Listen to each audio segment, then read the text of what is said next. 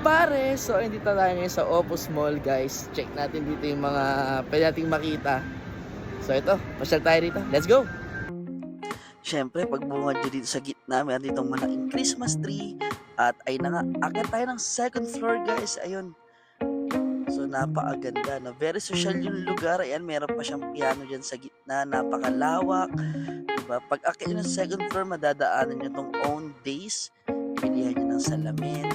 So, laad lang kayo dito. Ayun, sa dulo, nandun yung food locker. Siyempre, doon tayo pupunta. Check natin yung mga items nila agad.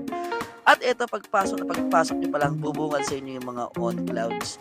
From dito sa mga A6, meron din. We got Vomero. Ayan, may VNR. May P1000, V2K. Dito naman, meron mga Nike Dunks. Ayun, may running shoes din sila, guys. Yung Evo SL sa mga naghahanap. Ayan, may mga, ayan, ito, New Balance.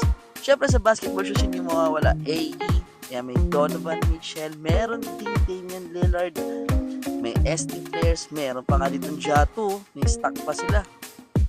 Ayan, siyempre, Jordans. Ayan, mga J1 Low na pwedeng pang everyday shoes, guys. Yung iba mga discounted pa. Below SRP, siyempre. Yung iba kasing colorway, guys, exclusive lang din kay Foot Locker. Dito naman sa part na to, makikita natin meron ditong mga Samba, Especial, Gazelle, ayan, iba't ibang mga delicious. At syempre si Beverly, kitingin siya, New Balance trip yan. At ito naman, ito P6000. May mga, ayan, yung isa sa mga exclusive color nila dito ng P6000. Meron ditong, ayan, may Panda pa nga. Adidas, tabi-tabi, mga pang daily shoes, everyday shoes, guys, pwede rito sa Foot Locker. Ayun, meron pa sila dito nung Adidas Japan, no? Alam ko Japan something yan, nakalimutan ko lang yung tawag. Ayan. So, ayun. Peace!